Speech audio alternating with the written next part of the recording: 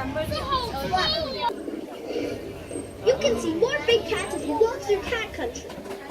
The zoo has token feedings which allow guests to get up close with the animals and feed them.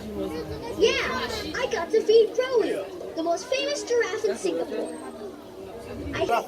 Zoo guests should only give them food at token feedings under a keeper's supervision. Rowie and Bonnie had a baby, didn't they? When people come to eat. Next, we'll pass the chimpanzees. Singapore Zoo, the keepers place honey in the artificial termite mound, and the chimps use twigs to get to the honey. Chimpanzees are intelligent. Wild chimpanzees work as a group to hunt monkeys. Intelligent orangutan, and a devoted mother. Amang cared for 5 babies of her own, and 2 that she adopted.